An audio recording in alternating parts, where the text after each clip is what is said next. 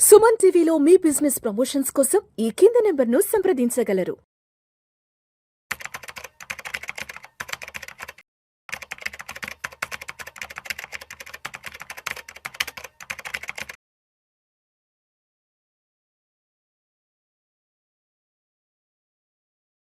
గిరిబాబు గారు నమస్తే సార్. నమస్తే అండి.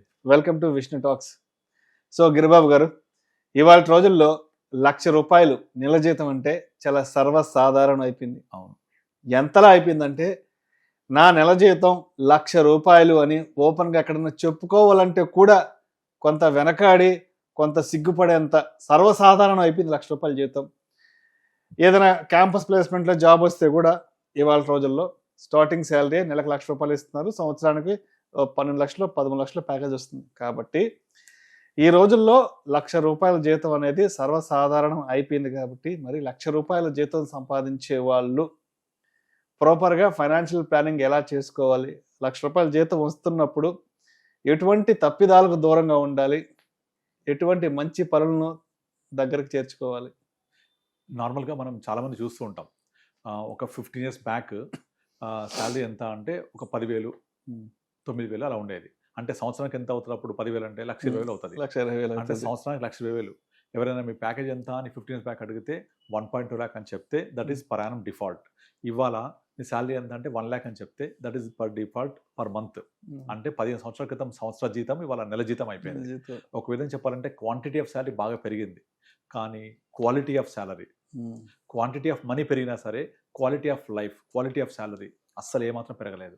ఇప్పుడు చాలామంది మీరు ₹1,00,000 అంటే కామన్గా చెప్తున్నారు, కానీ ఆ ₹1,00,000 కూడా లేని జనాలు, ఆ ₹1,00,000 కూడా ఇన్కమ్ లేని వాళ్ళు బోల్డ్ మంది ఉన్నారు. మరి వాళ్ళందరూ ఈ ₹1,00,000 సంపాదించే వాళ్ళని చూసి అసూయపడాలంటే లేదు. ఏ సెగ్మెంట్ పీపుల్ అయినా సరే, ఎంత ఆదాయం వచ్చినా సరే, వాళ్ళ యొక్క ప్రణాళిక పర్ఫెక్ట్గా ఉంటే ₹1,00,000 రానివ్వండి, 3,00,000 రానివ్వండి, 30,000 రానివ్వండి, వాళ్ళు హ్యాపీగా లైఫ్ లీడ్ చేయొచ్చు. కానీ ఇక్కడ వాళ్ళు చేసే మిస్టేక్స్ ఏంటంటే, సారీ ఫర్ ది ఇంటరప్షన్. అంటే ఎందుకు అడిగానంటే, ఇది రీసెంట్గా నేను ఒక మ్యారేజ్కి వెళ్ళాను. మ్యారేజ్కి వెళ్తే నా పక్కన ఒక అబ్బాయి కూర్చో ఉన్నాడు. ఎరా ఎంతరా శాలరీ ఏంటంటే వాడు చెప్పడానికి చాలా సందేహిస్తున్నాడు. సరే మళ్ళీ 6 గంటల తర్వాత అడిగాను, ఏంట్రా శాలరీ అంటే, అన్న 1 lakh అన్న శాలరీ అంటే, ఇందాక పక్కన వాళ్ళు ఉన్నారు కదా, చెప్పడానికి ఆలోచించానన్నా, అంటే ₹1,00,000 అంటే ఏముందన్న ఈ రోజుల్లో అని చెప్పాడు. కాబట్టి ఆ క్వశ్చన్ అడిగాను. రైట్, మీరు కంటిన్యూ చేయండి. కరెక్ట్. యాక్చువల్లీ ₹1,00,000 శాలరీ అంటే చెప్పడానికి సందేహిస్తున్నాడు అంటే అర్థం చేసుకోవచ్చు. ఎందుకంటే ఇప్పుడు ఈ రోజుల్లో ₹1,00,000 అని ఇట్లా కాలు రెగ్రెసే అంత సీన్ లేదు ఎవరికి కూడా. ఆ సినిమా అయిపోయింది. ఎందుకంటే ₹1,00,000 రాగానే 10వ తారీఖు వరకల్లా ఈఎంఐలు లేకపోతే ఇంటి అద్దె, పిల్లల స్కూల్ ఫీజులు, కార్ లోను, అదర్ ఎక్స్పెన్సెస్కి మొత్తం ఫట్. మళ్ళీ 20 రోజులు క్రెడిట్ కార్డ్ మీద బతకాల్సిందే. అది పరిస్థితి ఇప్పుడు. కారణం ఏంటి అంటే, వచ్చే ₹1,00,000 వాళ్ళు ప్రాపర్గా ప్లాన్ చేసుకోకపోవడం. ముఖ్యంగా ఏం చేస్తారంటే, ఇప్పుడు నాకు వచ్చే జీతంలో నుంచి ఫస్ట్ నేను ఎమర్జెన్సీ ఫండ్ క్రియేట్ చేసుకోవాలి. That is very very very important. ఆ ఎమర్జెన్సీ ఫండ్ ఎందుకోసం ఉపయోగపడుతుంది? రేపు పొద్దున ఏదైనా జాబ్ లేకపోయినా, ఏదైనా అత్యవసర పరిస్థితి ఉన్నా కూడా మనకు ఉపయోగపడుతుంది. ఫర్ ఎగ్జాంపుల్, ఇప్పుడు నాకు ఏదైనా అవసరం ఉన్నా, ఇక పలానా 3 వ్యక్తులు వచ్చి నా ఖర్చులన్నీ భరిస్తారని 3 పేర్లు రాయండి. మీరు రాయగలుగుతారా? 2 పేర్లు రాయగలుగుతారా కనీసం? ఈ 2 వచ్చి నా ఖర్చులు మొత్తం భరిస్తారు, నాకు హెల్ప్ చేస్తారు, మా ఫ్యామిలీకి నేను లేకపోతే కూడా అని రాసే పరిస్థితి లేదు. మరి అప్పుడు మీ ఫ్యామిలీకి ఎవరు ఆదుకోవాలి? మీరే కదా. మరి దానికోసం కావాల్సింది ఇంపార్టెంట్ కంటింజెన్సీ ఫండ్. అంటే మనకు వచ్చే ప్రతి ₹1,00,000 కనీసం ఒక 5 to 10% పక్కన పెట్టేసేయాలి. ఎట్ ద సేమ్ టైం రేపు అనేది ఉంటుంది కదా. మరి రేపు పొద్దున రిటైర్ అయినప్పుడు కానీ, లేకపోతే ఉద్యోగం లేనప్పుడు కానీ, లేకపోతే ఆదాయం ఆగిపోయినప్పుడు కానీ, మీకు ఈ డబ్బుల్ని ఎలా స్పెండ్ చేయాలి, ఎలా మీకు డబ్బులు ఇస్తారు? అంటే వర్షాకాలంలో వచ్చే వర్షం నీళ్ళు పట్టుకుంటేనే కదా రిజర్వాయర్లో పక్కన పెట్టుకుంటే ఎండాకాలం ఉపయోగపడతాయి అవి. సో అది ఏదైతే సూత్రం మనం పాటిస్తున్నామో అదే ఇక్కడ కూడా లైఫ్లో పాటించాలి. కనుక ఎమర్జెన్సీ ఫండ్ తర్వాత నెక్స్ట్ వచ్చేసి future retirement plan, retirement goal. దానికి ఒక 15% పక్కన పెట్టుకోవాలి. అంటే ఈ 25% పోయిన తర్వాత 25% is for tomorrow and emergency. 75% of income is your for today. ఈ రోజు నువ్వు 75% తోటి నీ యొక్క నీడ్స్, వాంట్స్, ఎక్స్పెండిచర్, ఈ 3 మనం ఫుల్ఫిల్ చేసుకుంటూ రావాలి. నీడ్స్ అంటే బేసిక్ నీడ్స్, కూడు గూడు గుడ్డ అంటారు, బేసిక్ నీడ్స్. దీనికోసం ఒక 30 to 40% వెళ్ళిపోతాయి. తర్వాత వాంట్స్ అంటే మనం ఒక మంచి బట్టలు వేసుకోవాలి, ట్రాన్స్పోర్టేషన్, ఇంట్లో వైఫై ఉండడం, టీవీ, మొబైల్, తర్వాత కమ్యూనికేషన్, అండ్ పిల్లల ఎడ్యుకేషన్ ఇవన్నిటికీ ఇంకొక 30% వెళ్ళిపోతుంది, 60% అయిపోతుంది. ఒక 15% అదర్ ఎక్స్పెండిచర్ ఉంటుంది, మిస్లేనియస్. దీనికి 70% వెళ్ళిపోతుంది. రిమైన్ 20% రేపటి కోసం ప్లాన్ చేస్తూ వెళ్ళాలి. అయితే ఇక్కడ నాకు వచ్చే ₹1,00,000 ఇన్ని ప్లాన్ చేయాలా అని క్వశ్చన్ చేస్తారు. Obviously కింద కామెంట్స్ అయ్యే ఉంటాయి. వచ్చే తొక్కలో ₹1,00,000 చెప్పొచ్చావులేవా ఇవన్నీ అని చెప్పేసి. అయితే నువ్వు ₹3,00,000 జీతం వచ్చినా 30,000 వచ్చినా మీరు ప్రాపర్గా ప్లాన్ చేయకపోతే రేపు అనేది వస్తుంది కాబట్టి ఇబ్బంది పడేది నువ్వే.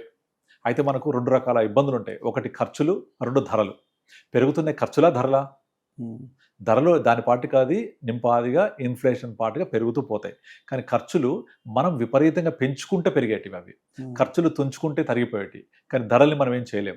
That is called inflation. అది మన చేతుల్లో లేదు, కానీ ఖర్చులు మన చేతిలో ఉంటాయి. ఒకప్పుడు ₹200 పెడితే ఇంట్లో కేబుల్ టీవీ వచ్చేది. కానీ పేపర్ యూజ్ అని చెప్పేసి మన డిష్ టీవీలు వచ్చేసి తర్వాత మీకు మొత్తం అంతా సినియర్ మారిపోయి ఓటీటీలు ప్రతి ఇంట్లో కామన్ అయిపోయి మినిమం ఎవరు కూడా 1,500 నుంచి 2,000 తక్కువ ఎవరు కట్టట్లేదు. ఇప్పుడు నెలకి 2-3 ఈ రీఛార్జ్లే అవుతున్నాయి. ఈ ఓటీటీలు, డిష్లు, కేబుల్, వైఫై తోటి మినిమం ఒక ₹600 మొబైల్ రీఛార్జెస్ ఇవన్నీ కలిపి ఒక 3,000-4,000 అంటే 5% ఆఫ్ ఇన్కమ్ ఓన్లీ దీనికి వెళ్ళిపోతుంది ₹1,00,000. తర్వాత వీకెండ్స్ కనీసం ఒకసారి అయినా సరే నెలలో బయటకు వెళ్ళి రావాలి, సినిమాకి వెళ్ళాలి, ఫ్యామిలీతో బయటకు వెళ్ళాలి, డెఫినెట్గా ఉండాలి. ఇవి దీనికి ఒక 5-10% అయిపోతుంది. ఇంకా ఏడ మిగులుతాయని చెప్తారు. సో ఎంత ఇబ్బందులు ఉన్నా సరే మనము ఈ ప్రాపర్ అలొకేషన్ చేసుకుంటూ ఈ అనవసర ఖర్చులు తగ్గించుకుంటూ ప్లాన్ చేయాల్సిందే. దాంట్లో ముఖ్యంగా ఇంపార్టెంట్ ఏంటంటే ఈఎంఐలు. చాలా మందికి ఇబ్బంది పెట్టే ఖర్చు ఏంటంటే ఈఎంఐ. ఇది ఈఎంఐ ఒకరోజు పోయేది కాదు, వస్తూనే ఉంటుంది, నెలల తరబడి వస్తూనే ఉంటుంది. విసిగెత్తిపోతుంటారు జనాలు అయితే ఈఎంఐలు కట్టలేక. ఎందుకైనా ఈఎంఐలు పియర్ గ్రూప్ ప్రెజర్. మనము రిచ్ అవ్వాలనుకోవడం కాదు, రిచ్గా కనిపించడం కోసం, రిచ్గా బతకడం కోసం పెట్టే ఖర్చులు ఇవన్నీ కూడా. నువ్వు రిచ్ అవ్వడం అంటే నీ ఆస్తులు పెంచుకుంటే, నీ యొక్క బ్యాంక్ బ్యాలెన్స్ పెంచుకుంటే, నీ యొక్క అసెట్ పెంచుకుంటే రిచ్ అవుతావు. కానీ ఆ రిచ్ అవ్వడం కాదు, రిచ్గా కనపడడం కోసం మనం పెట్టే ఖర్చులు ఇవన్నీ మనల్ని పూర్ చేస్తూ ఉంటాయి. నువ్వు రిచ్గా కనపడడం కోసం పెట్టే ప్రతి ఖర్చు నేను పేదవాడిగా మరుస్తూనే ఉంటుంది. ఎందుకంటే పక్కోడు పలానా కారు కొన్నాడు, నేను ఇంకా పైన కొనాలి, ఖర్చు. అంతేగాని నాకు అవసరం, నాకేంటి, ఏం కావాలి, నా బడ్జెట్ ఎంత అని మన బడ్జెట్లో ప్లాన్ చేసుకుంటే ప్రాబ్లం ఉండదు కదా. సో అలా మించి మనం షోకేస్ కోసం, అంటే షో చేయడం కోసం, నేను పక్కోడికి నా రిచ్నెస్ చూపించడం కోసం, రిచ్గా కనిపించడం కోసం పెట్టే ప్రతి ఖర్చు మనల్ని పేదవాడిగా మలుస్తూనే ఉంటుంది. కనుక ఇవన్నీ అవుతున్నప్పుడు మీ ₹1,00,000 కాదు కదా, 2,00,000 జీతం వచ్చినా 3,00,000 జీతం వచ్చినా సరిపోదు. ఇంకొకటి, ఇప్పుడు మనం 10 ఏళ్ల క్రితం మాట్లాడుకున్నాం కదా, 10,000 జీతం ఇవాళ ₹1,00,000 అయిందని. అంటే ఆల్మోస్ట్ మోర్ దెన్ 10 times అయింది శాలరీ కదా. 10 times శాలరీ అయింది. మనం తినే ఫుడ్ ఖర్చు ఎంత పెరిగింది? అదే ఇడ్లీ, అదే చపాతీ, అదే రైస్ కదా. దీని ఖర్చు మహా అయితే ఒక 3 times 4 times నుంచి పెరగలేదు.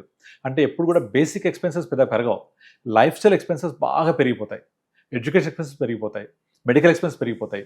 దీన్ని ప్రాపర్గా ప్లాన్ చేసుకోవాలి. ప్లాన్ చేయాలంటే ఖచ్చితంగా మీరు ప్రాపర్ ఇన్వెస్ట్మెంట్ చేసుకుంటూ ఉండాలి. సేవింగ్ కాదు, ఇన్వెస్ట్మెంట్. ట్రెడిషనల్ ఇన్వెస్ట్మెంట్లో రిటర్న్స్ రావు. సో ఇప్పుడున్న మోడర్న్ నయా investments, capital market related investments చేసుకుంటే మీకు ఎక్స్పోనెన్షియల్ రిటర్న్స్ వస్తాయి, ఇన్ఫ్లేషన్ బీటెడ్ రిటర్న్స్ వస్తాయి. అప్పుడు మీరు అనుకునేవన్నీ ప్లాన్స్ చేసుకోవచ్చు. అలా చేయకపోతే డెఫినెట్లీ మీరు ₹1,00,000 సరిపోదు, 2,00,000 సరిపోదు, 3,00,000 సరిపోదు కదా. Right sir. Thank you so much Giribabu గారు. సో మీ ఫ్రెండ్ రేపు పొద్దున నీ జీతం ఎంత అంటే మళ్ళీ 2 సంవత్సరాలు పోయి మళ్ళీ 2,00,000 అన్నా చెప్పుకోవడం సిగ్గవుతుంది అనే ఫీలింగ్ రావచ్చు. నిజం సార్, అవును. సో ఆ పరిస్థితి బయటపడాలి అంటే మీకు జీతం ఎంత వస్తుంది కాదు, ఎంత బాగా ప్లాన్ చేసాం అనేది ఇంపార్టెంట్. అంటే ఒక 10 years ముందు ఎలా ఉండేదంటే సార్, హైదరాబాద్లో ₹1,00,000 కనుక సంపాదిస్తే కాలర్ ఎగరేసుకొని తిరగొచ్చు అని ఒక 10 years బ్యాక్ అలాంటి ఒక ఇమాజినేషన్ ఉండేది. కానీ అప్పుడు ఇల్లు ఫ్లాట్ ఎంత ఖరీదు? 40 లక్షలు, 50 లక్షలు. ఇవాళ ₹1,00,000 పెడితే కూడా ఒక ఇల్లు ఫ్లాట్ రావట్లేదు. మినిమం 1,00,000-2 కోట్లు లేకపోతే ఫ్లాటే రాదు. దాని పరిస్థితి ఏంటి? ధరలు పెరిగిపోట్లా, సో మన ఖర్చు పెరిగిపోట్లే, సో మన ₹1,00,000 కూడా అలాగే అయిపోయింది. అంటే వాటి ముందు ₹1,00,000 చిన్నది అయిపోయింది. నేను ఒక 13-14 years back first time Hyderabad వచ్చినప్పుడు అనుకున్నా, ఇది 2010-11 ఆ టైం హైదరాబాద్లో నెలకు ఒక 50,000 కానీ సంపాదిస్తే అసలు నెల్లూరు వెళ్ళి కాలర్ ఎగరేసుకుని తిరగొచ్చు అనుకున్నాను. ఈ రోజు ఎంత సంపాదించినా కూడా నథింగ్. అవును, అదైతే కరెక్టే. కనుక ఎంత సంపాదించాలనేది కాకుండా మనము ఎంత ప్రాపర్గా ప్లాన్ చేస్తున్నాం అనేది చాలా చాలా చాలా important for your future goals and needs. అంతే, దానికి వేరే ప్రత్యామ్నాయమే లేదు. Right sir. Thank you sir. Thank you so much. Thank you.